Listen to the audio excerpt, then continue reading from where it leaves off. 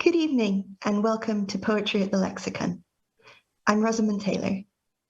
Thank you for coming. This is the last of Poetry at the Lexicon for this year. I'm so glad that you've been following these readings, and I'm sure you'll enjoy today's instalment.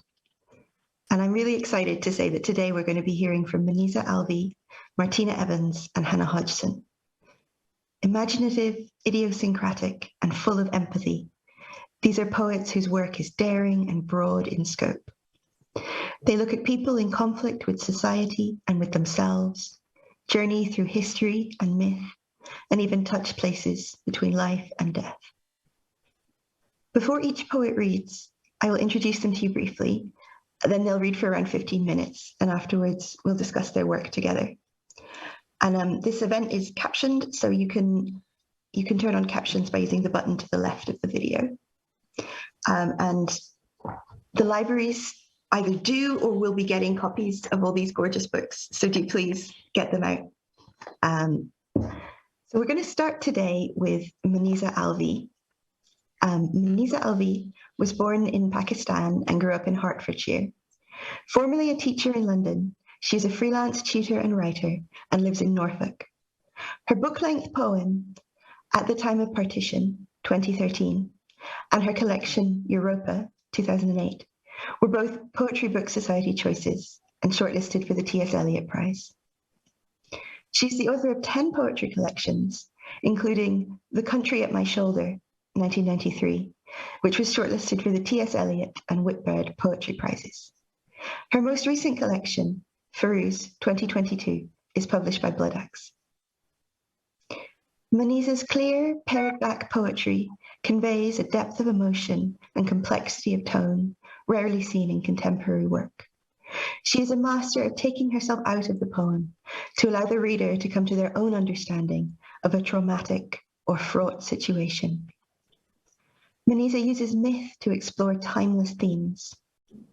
Her collection, Europa, deftly examines the story of Europa and Zeus in order to scrutinize male power and rape. Her most recent narrative poem, Firouz, tells the story of the Snow Queen in counterpart to Firouz's journey into fundamentalist religion. Each poem captures a moment of powerful emotion, unraveling the threads of love, loss, and vulnerability that lead Firouz to accept extremism. The final poem, My Imagined Firouz, is a particularly gripping and poignant demonstration of Alvi's sympathy for her characters and her refusal to condemn their individuality or susceptibility. Moniza's voice is moving and far-reaching, and I'm delighted she's with us today. Welcome, Moniza. Thank you very much, Rosamund, for that introduction and for inviting me to read alongside Hannah and Martina. It feels like a real honour. A couple of early poems first. My father was Pakistani and my mother English. Growing up in Hertfordshire, I fantasised about my birth having taken place so far away in Pakistan, which always felt very fantastical to me. The sari. Inside my mother, I peered through a glass porthole. The world beyond was hot and brown. They were all looking in on me, father, grandmother, the cook's boy, the sweeper girl, the bullock with the sharp shoulder blades, the local politicians. My English grandmother took a telescope and gazed across continents. All the people unravelled a sari. It stretched from Lahore to Hyderabad, wavered across the Arabian Sea, shot through with stars, fluttering with sparrows and quails. They threaded it with roads, undulations of land. Eventually, they wrapped and wrapped me in it, whispering, "Your body is your country."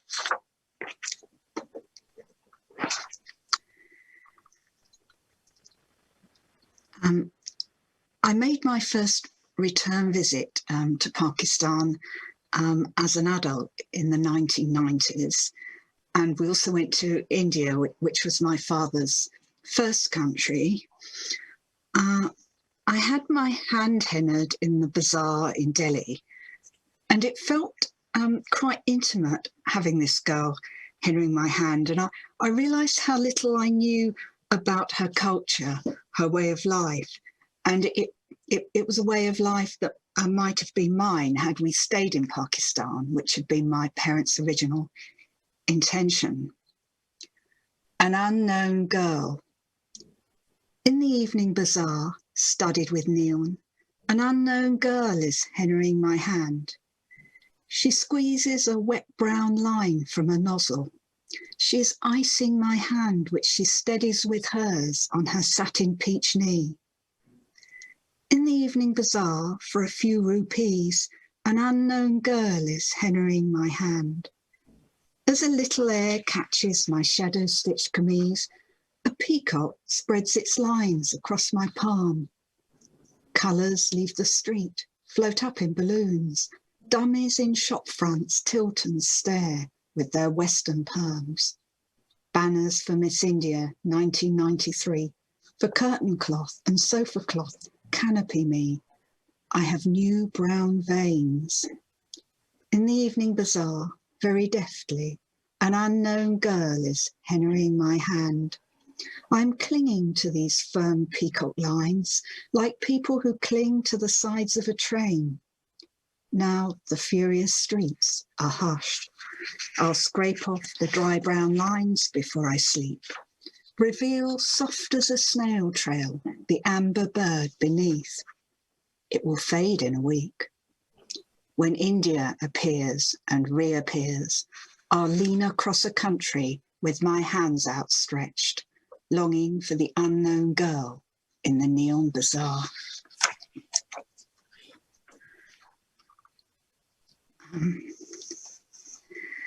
This is a very recent poem. Here is my mother remembering her time in Pakistan in the early 1950s. And there were problems, especially after my birth. There were no health visitors to help with weighing your baby, for instance. The weighing. She tells me how, when I wasn't feeding well, she'd take me down the lane to her neighbour, the other Englishwoman, an inspector of schools. My mother would stand on this lady's scales with and then without me.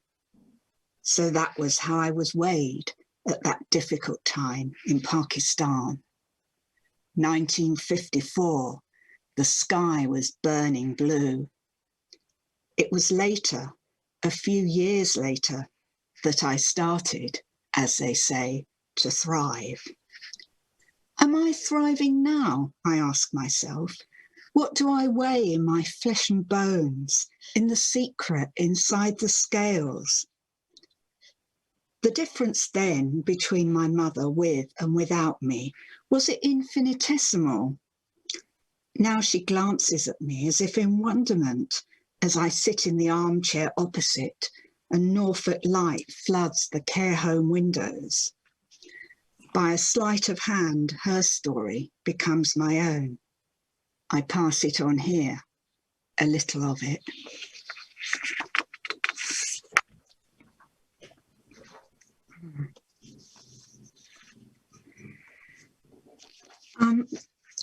Going back again for a few moments to some earlier poems. After the terrorist attack of 9/11, it really did seem for a time as if the world really was in danger of dividing in two, the Muslim world and the rest of the world. And with Muslim relatives, I was struck by the sadness of this.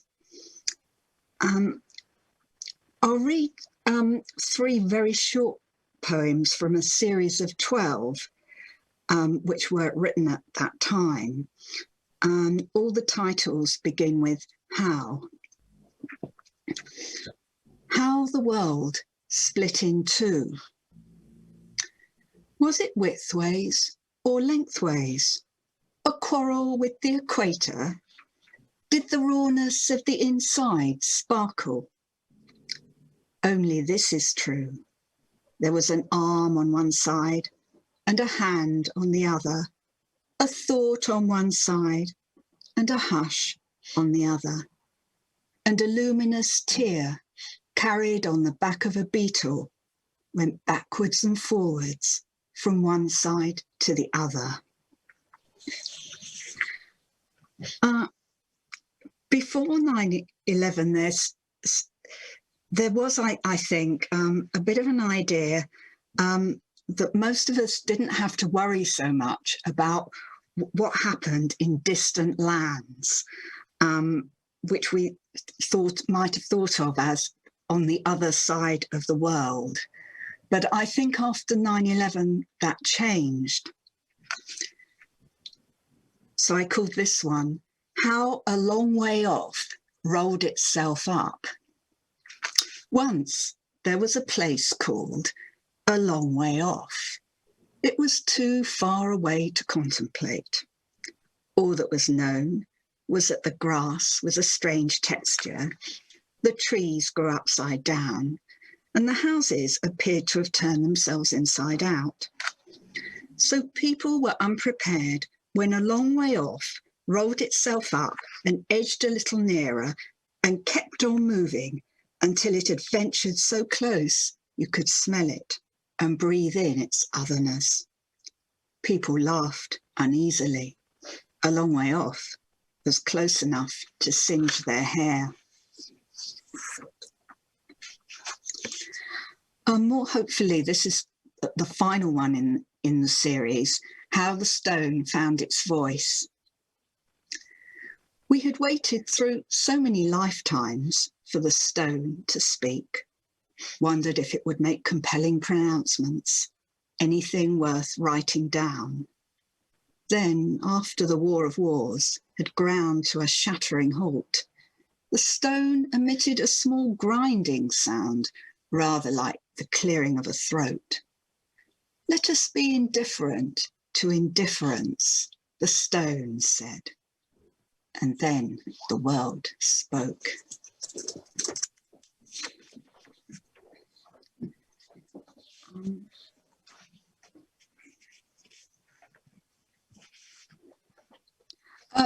Part of the reason for reading those poems, those three, was that I think there's something of a precursor to my recent collection, Feroz, which is a book-length sequence exploring a teenage girl's susceptibility to extremism.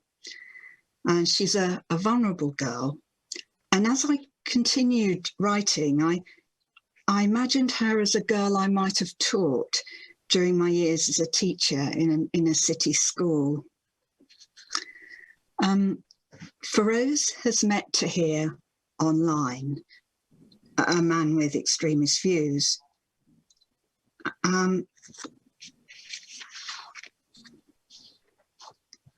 at this point, Tahir wants to marry her, and he's getting her to watch an online wedding. There's a fairy tale element to the sequence. The internet is portrayed as a wood, for instance. And here we have Tahir's words and Feroz's thoughts. The bride. Let's marry online. I can arrange it. She knows about it now. This marriage in the woods must be valid, all in one sitting, with a wali and witnesses gathered around, and with no interruptions, not a night bird's hoot, the couple sufficiently lit. I love you, Feroz. What do you think? In the semi-dark of the twisting paths, she sees a man is marrying a girl. How young is this bride? Hard to tell. Why is she looking down? For now and for the afterlife. The girl's dress is so heavy and the wood is tangled.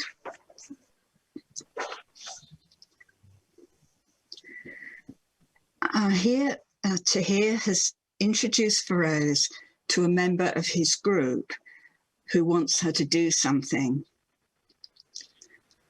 a task. "Can you sew?" asked the woman in the wood. "I believe you can.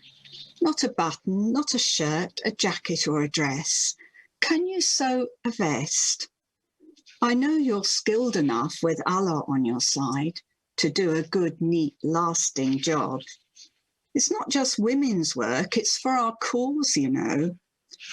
I'll give you strong thread to feed through the empty eye of a silver needle. Can you stitch life to death and pull the thread tight? A few sharp tugs, and that's it. An honourable thing, this sewing." Feroz is living at home still, but her mind is elsewhere. Gone. Like a strip of land, a swathe of forest. Has she gone? She hasn't gone abroad or travelled very far at all. She quarrels with her sister, eats dal and rice and sleeps at home. She says her prayers. She takes the normal route to school, where she goes drifting out. The teachers say, "Is something wrong? We're here if you want to talk to us." Her friends, she's let them slip away. She's on her phone upstairs, her school bag unopened on the floor. She's edging out of one story, looking both ways, not looking. She hasn't left, but she has gone. In the darkness of the wood, Tahir has urged Feroz to watch a video clip. The viewing. She clicks play. 2 lit up. An axeman, a prisoner, shadowy others. Tall trees spaced. Axe swings to neck. She clicks pause. A loneliness. She clicks play. Sees it. Seen it. Sees it. Dark now. And Tahir's voice comes in. He was a traitor. You hear me, Feroz? Okay. God and the devil appear throughout the sequence as folkloric characters, always sparring. The contest.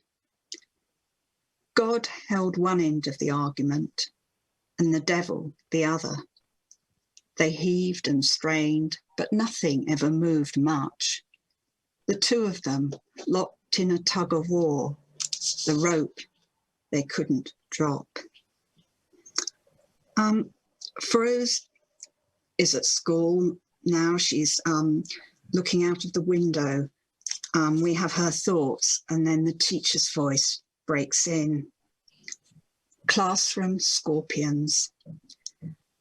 Out of the big smeary window, the city and more of it. A grey sea, so quiet from up here, like empty. Note what Macbeth says to Lady Macbeth, page 93, Act 3, Scene 3, line 36. Found it, Feroz? Oh, full of scorpions is my mind, dear wife. There's some activity now. A CCTV camera notices something suspicious. The eye. Oh, hardware shop. Oh, faithful eye. Has it seen anything unusual? The hardware shop is dark and so densely forested. How can the recording eye see? But it does. It's well trained. The forester is quick and deliberate. The hammers are ranged like strong-beaked birds on the bristling war rack. A claw hammer, that's it, and a club hammer drops them into the open cage of his basket, adds long nails, hurries to the wooden counter. Something not right? He's too intent, no glancing around. Someone wants to hammer a nail through the universe. Does the eye weep? The eye is dispassionate. Feroz eventually starts to reconsider her involvement with Tahir, though we still might fear for her. She's an imagined girl, and I stress this at different stages in the sequence, and here at the end especially. So finally, my imagined Feroz. How far can I follow her, my imagined Feroz? She has no map, and nor have I. Follow her into her house of 3 women, one older, one younger, a breathing house, a house of stop breath where she lives and doesn't live. Follow her into her room, follow her inside and out, as far, further than I can. How far can I follow her, and then, choosing the time, while not exactly choosing it, let her go. Thank you.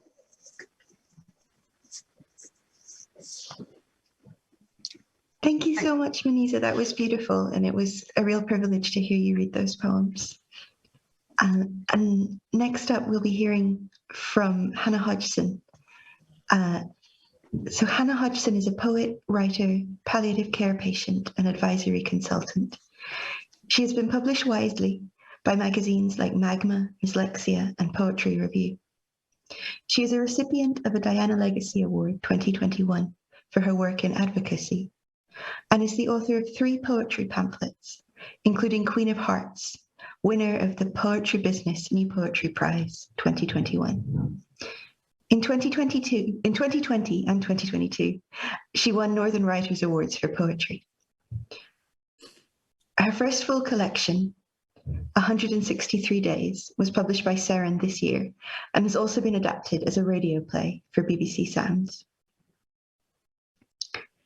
With imagination and vitality, Hannah's poems create a portrait of living with a serious, life-limiting illness. Her collection, 163 Days, follows the course of a 163-day hospital stay, intercutting the experience of the patient with the doctor's notes. By doing this, Hannah captures the dichotomies of the hospital, how patients feel versus how they are treated by doctors, their internal struggle versus the person as a case logged by hospital staff. Hannah's work asks what it means to be present in our bodies, how to forge human connection when the body is in distress, and the kinds of lives society does or does not value. Hannah writes with biting humour and clarity. She offers no simple answers, no gentle endings, and no false hope, but paints a rich portrait of life alongside illness. Her poetry is controlled and beautifully observed. I'm so glad you could join us today, Hannah. Welcome. Thank you so much for having me alongside Martina and Moniza. I've had the absolute joy of witnessing both your work before, and it is, a joy to be here. I'm going to read first a poem. I should say that I am currently staying in a hospice, so there might be all sorts of noises I can't control. That's quite fitting, because that's kind of what I write about. And the first poem I'm going to read really delves into that, because the funeral industry is quite parasitic, and I mean that in that they take a lot of money from families at a very vulnerable time. So I wrote this poem to look at that and assess what we want for ourselves and our loved ones. And I've been quite clear, cheapest coffin, all that, because it's embedded within the industry. It's they thrive off of grief and what's best for your loved one. So Death Inc. Do not be afraid. I'm sorry to say the worst has happened. I don't know the circumstances of each of you, but my condolences. There are fire exits in this presentation hall, but sadly, they are ghosts also. This isn't a space which is escapable. Your life is just pretense now. We here at Death Inc. cannot authorise refunds. I'm here to inform you about Next, a new product for clients in your condition. Please form a queue and start your next policy with an advisor after this presentation. Next is our new branding for the afterlife. Next is the premier experience of death, and you should feel lucky to be chosen. Occasional one-off trips to Earth will be considered by application. For a small fee, you can appear in dreams or dart into the corner of a loved one's vision. But given the trade secrets you're privy to now, face-to-face visits cannot be facilitated. We're a small business, see? A start-up, really. We want to keep off the radar for now. Please understand. Fill in this survey about your experience of life before you came here. We know the difference between truths, so consider everything before you answer. Naturally, these are monitoring forms and will not affect your use of our product. Breathing is an optional extra for those looking to relive the glory days on Earth.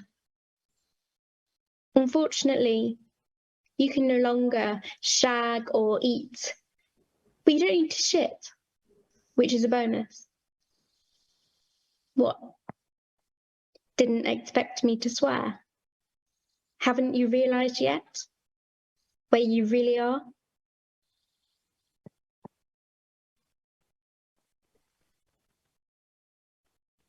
So yeah, this is my first proper out of the house experience, staying overnight. Actually, I tell a lie, my cousin got married, I stayed overnight. But other than that, from the pandemic, I've not been anywhere. And I've been shielding, still am really. It's been a really tricky time. You know, a good 2.5 years of my life inside the house. So this is about the pandemic. Post-pandemic Britain. Our country pops.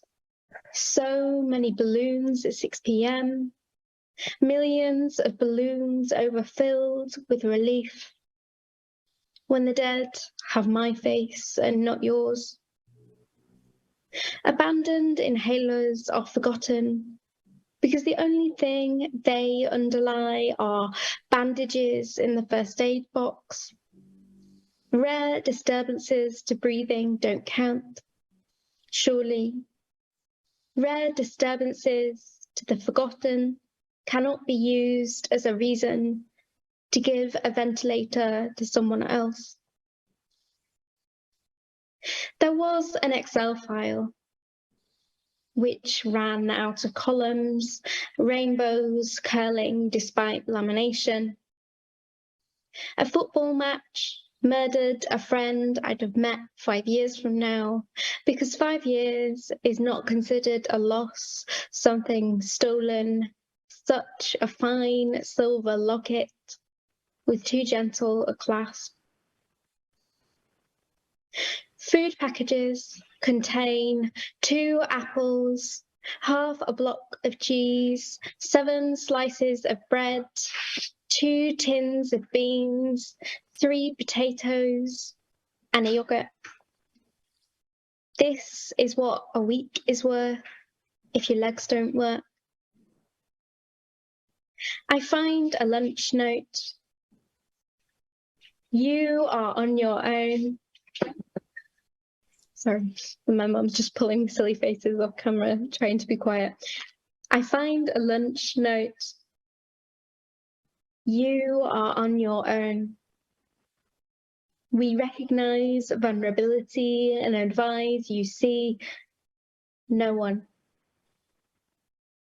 If you need urgent monetary assistance, the hotline for personal independence payment is available with the average hold time of 2 hours.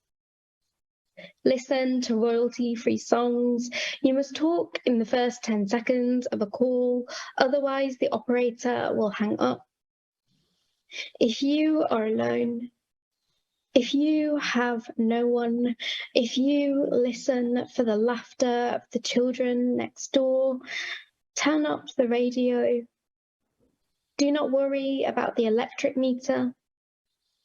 Sometimes you find something beautiful in darkness. My should-be friend is dead, so who am I to complain I haven't climbed a hill? The all-accessible paths have been overtaken by holidaymakers buying ice cream from the man touching money, not washing hands between customers. I haven't climbed a hill, haven't felt bitter air reaching the top of my lungs. I've wheeled around my bedroom for 18 months, the only landmarks, chest of drawers, hospital bed, pink drip stand, medicinal cabinet with a timer. Who am I to say masks are paper and I am here?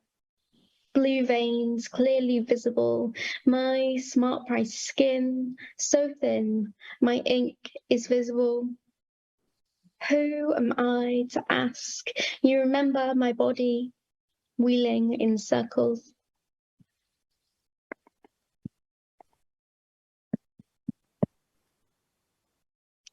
We're only going to read 2 more short poems. This is the Mark Holland Trust. We wait to soften as vegetables must in boiling water. The room so tiny, we jostle like circles of carrot, talking physio, nutrition, drugs, pneumonia, the ring of white soon to thicken on my brain scan. We're told not to catastrophize while we are boiled.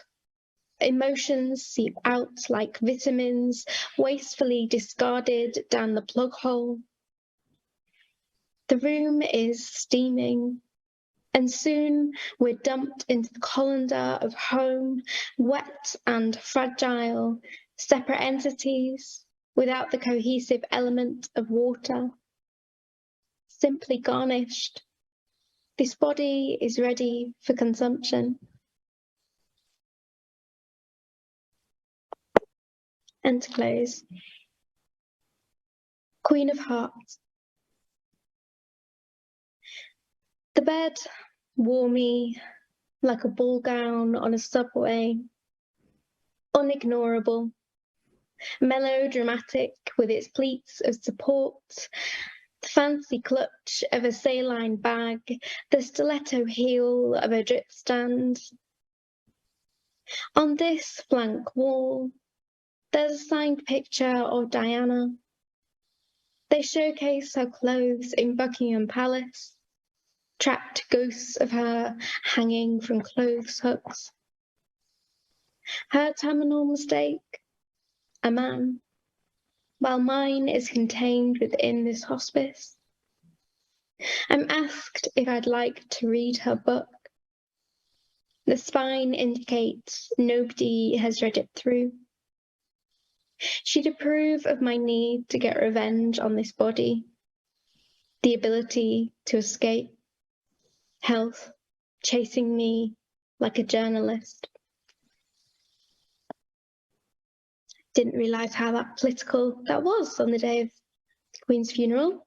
didn't think of that one, but anyway, there you go. That was wonderful. Thank you so much, Hannah. It was such a joy to hear your work and so moving. Thank you. So next we are going to hear from Martina Evans. Martina Evans is an Irish poet, novelist, critic, and teacher. She grew up in County Cork in a country pub, shop, and petrol station, and is the youngest of 10 children. Her most recent collection, American Mules, won the 2022 Pigott Poetry Prize and was a Times Literary Supplement and Sunday Independent Book of the Year 2021. The TLS described it as a masterclass in transforming the materiality of life into poems that are both funny and profound. I definitely agree with that. Her previous collection, Now We Can Talk Openly About Men, was published by Carcanet in 2018 and shortlisted for the 2019 Irish Times Poetry Now Award, as well as the Pigott Poetry Prize. She's the author of 13 books of poetry and prose. Martina Evans has an unforgettable voice, assured, fierce, colloquial, funny, and brave.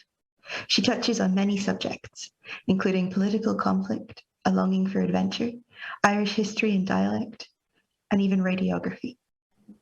Her poems are populated by complex, intelligent women who are in conflict with an oppressive society, as well as with themselves. Her book-length poem, Now We Can Talk Openly About Men, is a series of bold and intricately crafted monologues about Eileen Murphy, a revolutionary of 1920s Ireland. This poem captures three very different women, all under the strain of living in a country in conflict. Martina evokes with brevity and sincerity particular people and ways of life, such as in her narrative poem Mountainy Men, which deals with the peculiar agonies of childhood and the terror of living with an alcoholic parent. Martina makes handling complex subjects seem effortless, and her voice, idiosyncratic and insightful, remains in the mind long after reading. So I'm thrilled she's here with us today. Welcome, Martina. Oh, thank you. Beautiful introduction. I'm really moved to be here because when I started writing Moniza's book, The Country at My Shoulder was so inspiring for me. And Hannah is a really recent discovery, very, very exciting discovery. And you are a fantastic poet yourself. So I feel really honoured to be in all of your company. So I'm just going to get going, and apologies to Hannah because poor Hannah's had to listen to Johnny O'Hare going on before, and I feel the need to let him out again somehow. But I'm not going to do radiography poems today, so it'll be a little bit different. They were such wonderful readings. It's hard to follow them. And it's getting dark in this room, but I think I can hold the book up. So Johnny will tell you all himself, and I'm interested in framing devices and how women are often portrayed as femme fatales and so on. I say this because I thought more people would get what Johnny was up to. But anyway, here he is.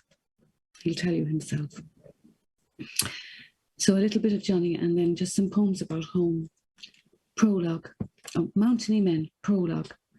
If you tell your dreams, you don't have to dream it anymore, said Alan Ladd. This Gun for Hire, 1942. I can tell you now, I've tried it and it doesn't work. It's your subconscious. Your subconscious, my eye. They were just overexcited about Fried in the 40s. Ingrid Bergman clucking over Gregory Peck in Spellbound 1945, driving him mad with her fork in the white tablecloth. Well, I, Johnny O'Hare, video shop proprietor 2008, thought if I wrote it all down, I'd get those girls out of my mind, that my sister Greta would agree what the owl fella did, along with the track to the skivvy, to our bedridden mother Anne Blackie the cat, and how we'd have been finished if it wasn't for Mrs. Savage, the postmistress. 1. I'm not sentimental. That was cut out of me early. That was the old fella's territory, the drink territory. At the beginning we didn't know because the old lady said it was brucellosis. The suffering was desperate, she said.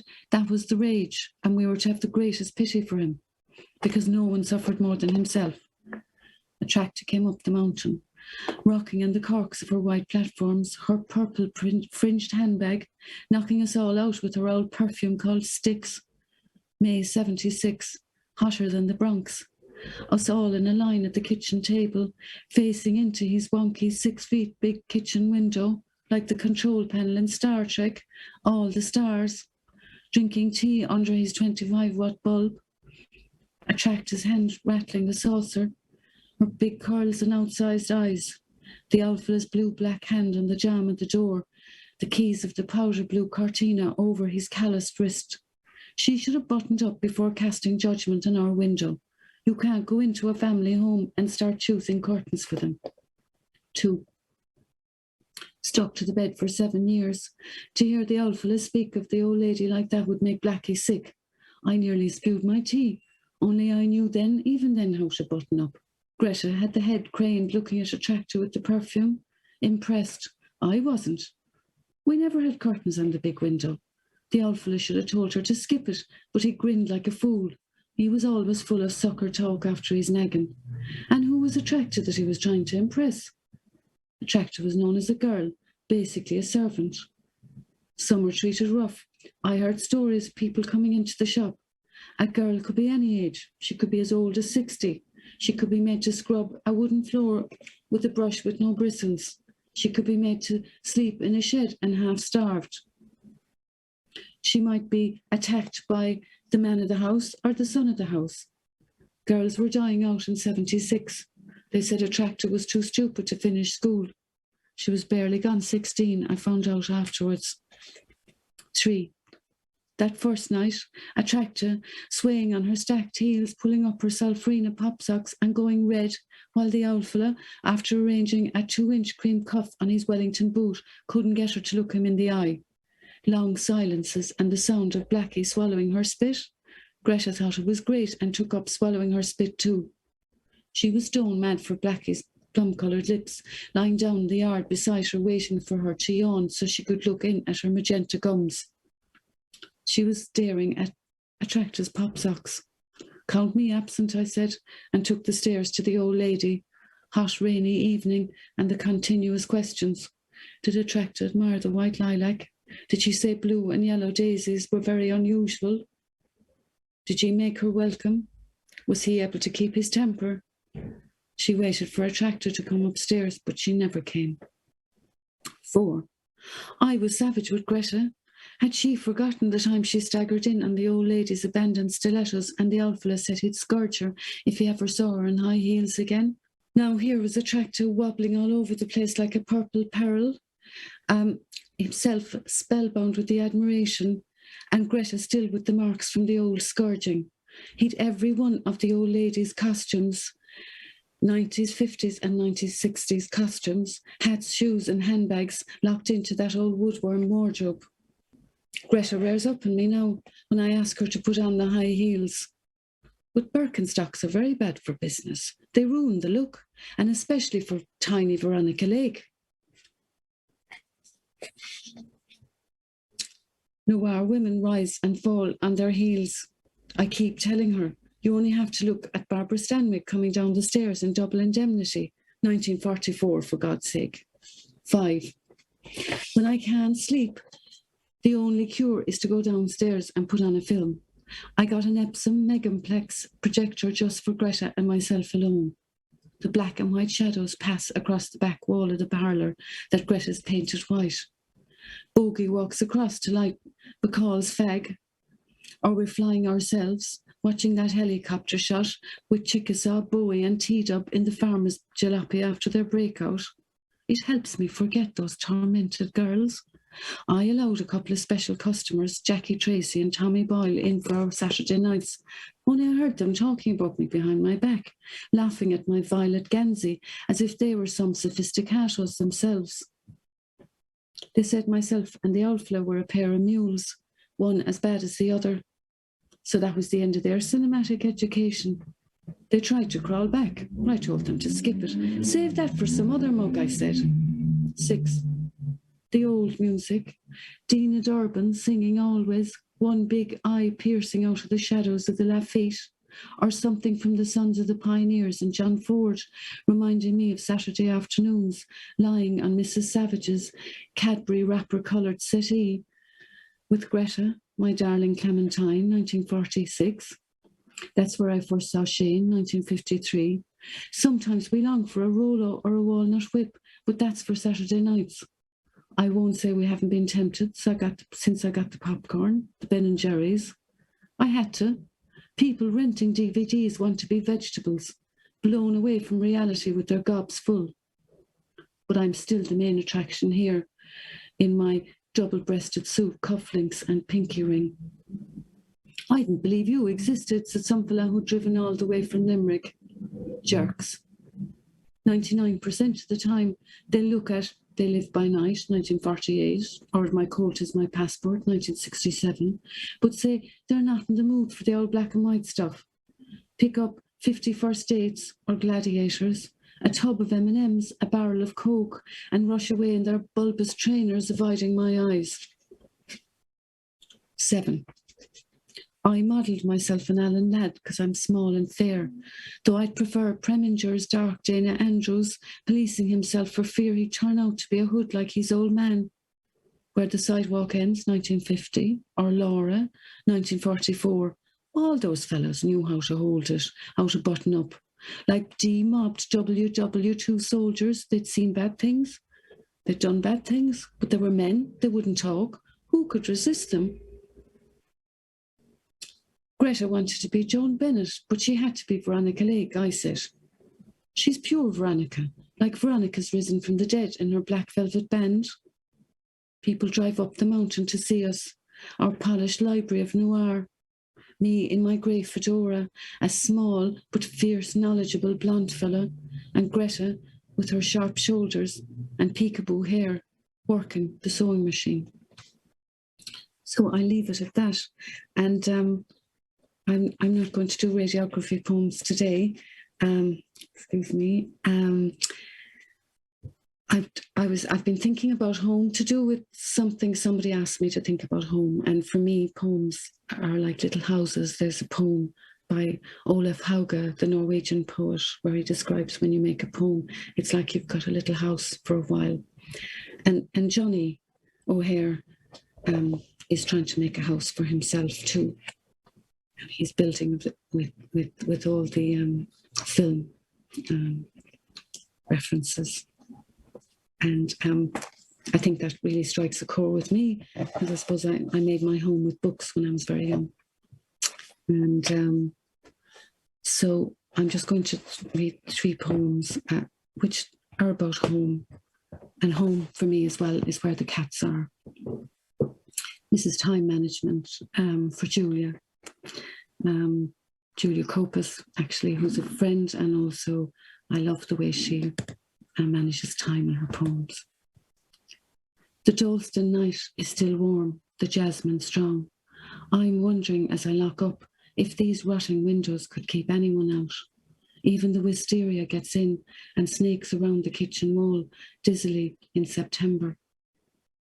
A musical groan from the balcony tells me the night is not over for Donny, ensconced on the comfy orange corduroy chair. It was for us, but it's his now, his striped marmalade coat and imposing figure blending with the saffron cord. He croons again to me, so I stay a while, but he knows I'm itching to go. He stands up on the garden table and figure of 8s with the fairy lights, anything to stop me deserting like a Gethsemane apostle. My back aches and I want to finish season 3 of The Leftovers so I can work very hard tomorrow. I pluck some leaves of catnip for him before I go. His unsatisfied longing awaits as I climb the stairs to my bedroom, where Dora, the Norwegian forest cat, sits beside the TV, waiting her turn. She wants the special massage I learned from a YouTube video made by a confident man with a shaved head. Learn Reiki in just 5 minutes. Next is, I thought I had it marked, but it's My Marks Have Vanished. We'll just have to look it up.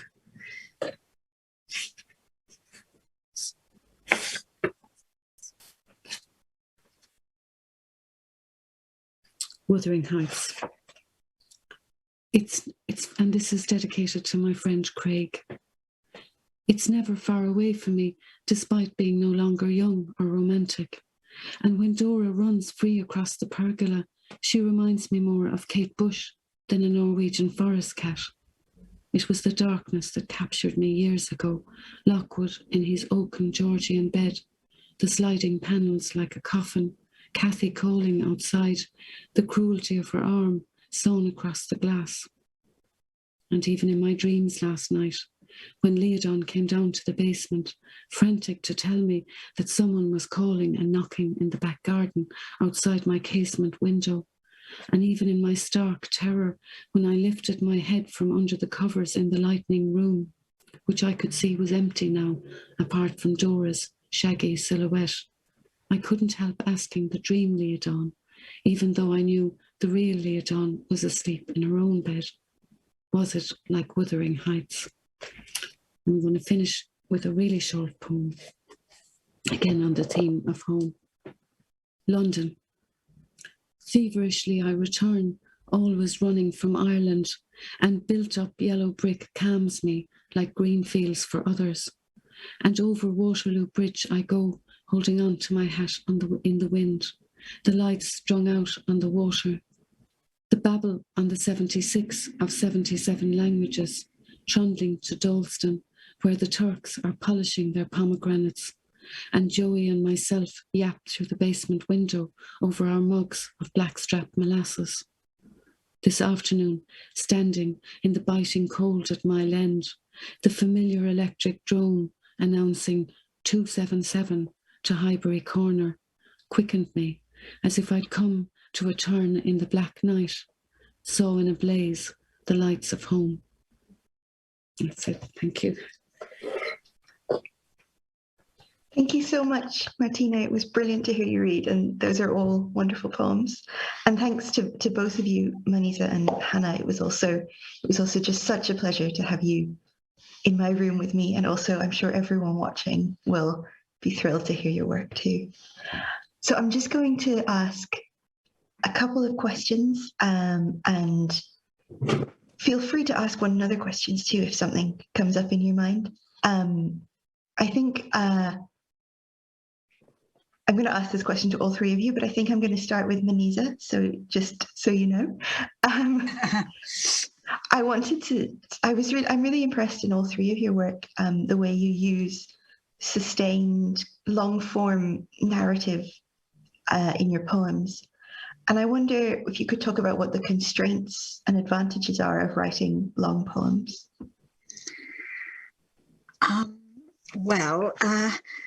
Advantage, I think, is perhaps that you don't quite have to face the blank page in the same way. So you haven't got that particular terror. And you can sort of be very sort of expansive on a topic. And if your poems are often quite short, as mine are, then in that long thing, you're sewing the short ones together to make a larger whole, and hopefully develop some momentum. Now the difficulties, well, I think if you're struggling with a bit of it, and if you can't get a section to work, then there's a danger of the whole thing just collapsing like a card house. So that can be a sort of sudden terror. There's at the beginning stage, I think you can maybe, if it's a very long poem with a narrative backbone, for instance, you could do a little bit of a sort of unconscious planning at the back of your head, but you can't really plan a poem. So in a way, it has to develop as it goes along. And another thing that I was very aware of with Feroz, for example, was this sense of delayed gratification. You have to wait for so long until you can get a sense of a whole. That's really interesting. Do you find that to be true, Hannah? Did it take you a long time to feel like you got a sense of a whole when you were working on 163 days? I think, especially because I didn't read from that section of the book, but it's a patient poem and doctor speak of the day, and this call and response, and this layering that you hope translates into something interesting, and those tensions. But my worry with the book was people were going to be like, we really don't care by the end, because it was going to be so long. So you have to have, and there is naturally, I think, with medical notes, that tension, the lived experience versus the written experience, and then the truth. So my main love of writing like that was really getting into the nitty-gritty of that experience as a patient and the mundanity of it. And the things I struggled with were definitely sustaining it, keeping people interested, stitching it all together, writing in medicalese, which is like legalese but medical, and having, you know, all these kind of tensions in the poem, and it not just be, you know, a mess. So that was my main thing, really. Martina, in your poems, I always feel that there's an amazing momentum in the longer narrative pieces. Is that something that you find difficult to sustain, or does it come very naturally to you? I write by chance. I write very different. I mean, I'm really interested, both Moniza and Hannah use, they have this tension that the medicalese worked really well. And I feel, for me, with Moniza's poems, she was always being pulled in two. And I can see how that worked. It's just fantastic to be with such amazing poets, because I admire you both so much. Mine poems are very, very different, my narrative poems, and they were never planned. They were all originally novels. And it ended up being a very interesting process for me, because I started off trying to be a novelist and published 3 novels, but I never felt happy with the form. Self-conscious, awkward, didn't know, wanted to write verse novels, scared, because a verse novel sounds really, really scary. Like, you had to know really fantastic things about form. And then I had read David Lee, Drinking and Driving. He's an American poet. I like American poetry a lot.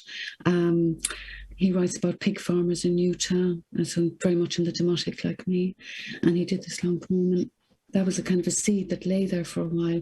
And then one Christmas I had I wonder, does medication help you at all? Because I was on codeine for a very bad toothache one Christmas, and I had a big novel that was 80,000 words, maybe 100,000 words. And I promised my agent I'd sort it over Christmas.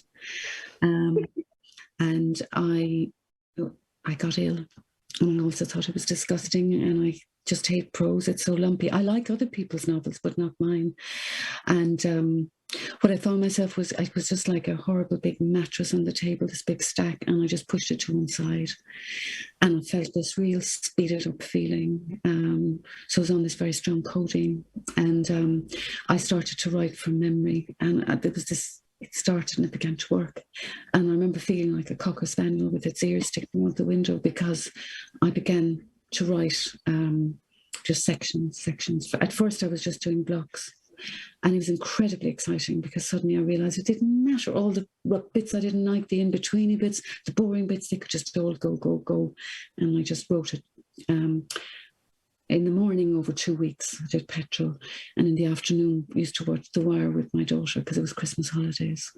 And so I don't know if The Wire got into it. But then I began to develop that form over subsequent narrative poems. So now we can talk openly about Men. Started as 2 novels, and it was brought down. I made it letters, wrote them again, I threw the novels away and just hand wrote letters. And then when I put them on the computer, the letters seemed so lumpy and old-fashioned, even though it was 1919 and that's what they'd been doing. So I was trying to get the authentic voices. So I got rid of the, Dear Kitty and all that stuff. And they were still prose poems. And then I was looking for a title.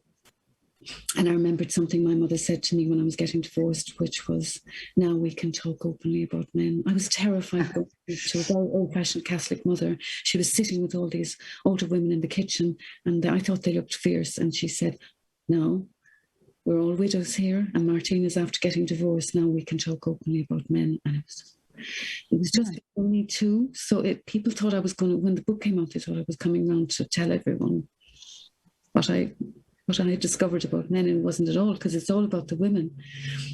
But I loved it because I used it for that ironic thing. And then it was 10 syllables. She was very dramatic. And that's what really sorted it for me. The title's 10 syllables, 10 syllable lines. And then I was able to really cut. I just love cutting all that, kind of loose stuff. I feel the poetry is the whiskey and the prose is the beer. So I was able to get it, and the 10 syllable line really, really worked for me. I also love film. In fact, I've been watching an awful lot of film from the 70s, Indian parallel film. Just reminds me of Moniza's poems as well, to the credit many call people like that. So I liked the idea of, I felt it was like train windows going fast. That Pather Panjali film, Satyajit Ray's marvellous film. So I liked the idea of the little squares of poems going past the train windows. And the other thing I did as well, which was really helpful, was get a shoebox and I'd cut them all out. Because what I hated about the novel was, I'm sorry, I'm really going on a lot. There's just so much to me in my long poems, because it was all about shortening stuff, not expanding, it was about compressing. I hated this, that you got to 15,000 words or whatever, and you had to go left or right, and then you were stuck on that path and for weeks, and it made me nervous. So this way, I had all my little squares and I could move them around and do things with them. And also, if I didn't like something, just get rid of it, because poetry readers make that leap. And it's a bit like montage and film cutting. I love film, and so we could still be here in 10 hours, so I'm just going to leave it there. It's so interesting, Martina. It's really interesting to hear the contrast in your approach to how Moniza and Hannah were working. And also, I find the comparison with film really interesting. And I'm somebody who really enjoys comic books.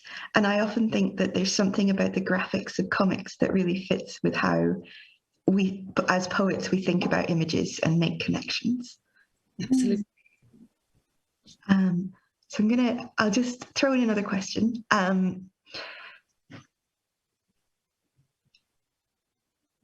think we've been thinking about form a lot. I think that's really a really interesting question, but I want to ask you about sort of the subjects you often explore in your work. Maybe I'll start with Hannah for this. I think you often explore all three of you explore things that are maybe not often spoken about honestly or openly. And I wondered, how it feels to let poems like this out into the world, and also whether you think it's part of a poet's work to speak what's usually unspoken. I'm just going to pick up on what Martina was saying about drugs. For me, drugs, not so much. It tends to be disease. So I have a problem transporting short-term memories into medium-term, long memories. So I have this wonderful skill that if I don't look at a poem for 2 days, it's like it's someone else's poem. So that's quite good. And writing about hospice and my use of it, and this kind of thing that nobody ever talks about, death and the mechanics of it. It happened by accident, but I'm really glad that it's what I do and it's what I write about. because, I was going around the hospice today, like, it's incredible, this place. Not only from like a medical standpoint, but from a, just homely, beautiful, huge, like my room, it's like a suite. I've got like a sofa and huge ceilings, and it's not a place that everyone comes to die. My preference would be to die in a hospice, but not right now. So it's writing about, the life in the place that everyone thinks there is death, that I find quite important, and I couldn't not, once I saw the inside of it, and again, that conflict between what we talk about as a country and how we navigate people with illnesses and death and grief is just a very interesting thing. I was watching when the Queen died, I was watching the news, and there was this cabbie who just burst out crying. I did. There's so many people I know that have cried and they've not known quite why. And I think it's because we don't talk about death. And, the Queen was working until 2 days before she died. However you feel about monarchy at 96, why aren't we having honest conversations about death? And I actually found it quite interesting, just to close, history-wise, I think it's quite interesting that the Queen's doctors did release a statement saying, not doing very well, because it's quite known about her dad's death, that the doctor's like, nope, everything's fine, like until the point he was dead. So I think we're coming along in our conversations, is what I'm trying to say, and in our honesty. And yeah, I just kind of write what I'm living, and it just happens to be this. Yeah, that's it for me. That's so interesting, Hannah. Thank you. Moniza, I was going to ask you if you, I know not necessarily about death, but about other subjects that you feel maybe people weren't talking about. Do you think there is greater honesty now, or do you feel like there's still a sense that there are many things that we don't really talk about?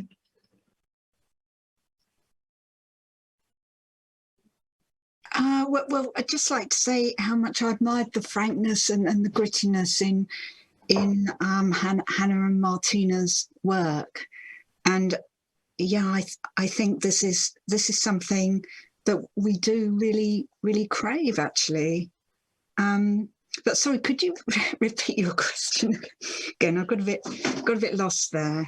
I was asking about whether we think poets should speak the unspoken, and whether Hannah was saying she thinks that maybe the conversation about death has moved on a little bit over time, and I wondered if, not necessarily about death, but something that you feel that the conversation changed around subjects that you would write about since you began writing, or would you say it's still kind of the same? Well, I think things are more open now. For instance, in my current writing, I've been writing poems around my mother and myself, and I've been looking at psychological things and mental illness. And there's really a big taboo about that. And I think, oh, dare I write things like that about myself and my mother? And but on the other hand, should we be forging a more open attitude to it in poetry, as we are have been more open about physical illness, apart from the people who were looking after the Queen weren't very open about it, as Hannah said.